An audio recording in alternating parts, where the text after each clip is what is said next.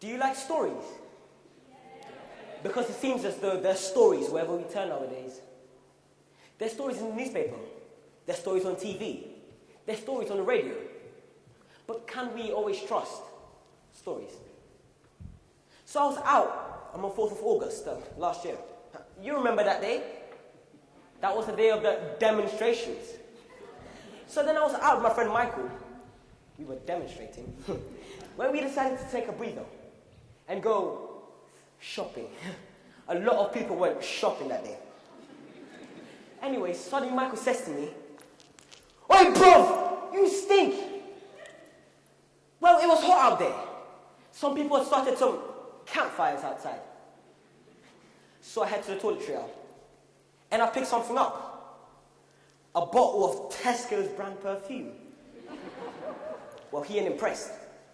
"No buys Tesco's," he tells me. "Let me show you a real perfume." And he pulls out a bottle of Armani.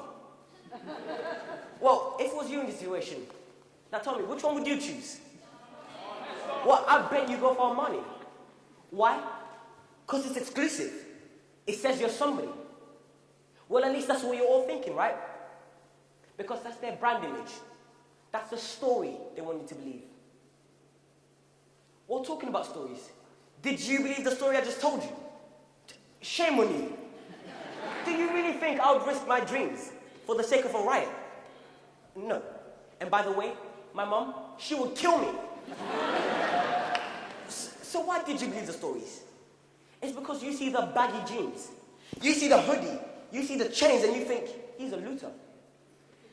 Well, this story is the brand image of the youth of today. Jeff Bezos, the founder of Amazon, said, "Your brand is what people say about you when you're not in the room." So I asked some parents, what they thought about our generation. Well, they used words like disruptive, disrespectful, degenerates, very nice. But then I heard a different story about teenagers. I guess you've heard of Daniel Taylor. Back in 2000, he was assaulted and killed by a gang of youths. While his father, a man who had more reason to fear and despise the teenagers more than anybody in this room, had this to say. He said, "The vast majority of young people in London are a real credit to the local communities." Shocking, eh? But you know what? He's right. I've come to talk to you today on behalf of a much maligned generation who want you to question the stories you've heard about us. Well, yes, there are those who steal, those who are violent, those who break the law. But that's a minority. Look around you and I promise that you will discover the real teenagers. Young aspiring pioneers who hear all the negative stories about the state of the world, but are determined to forge a bright future.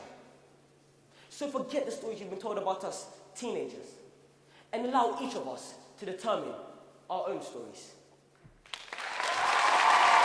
Congratulations to Jacob, the Barnet champion.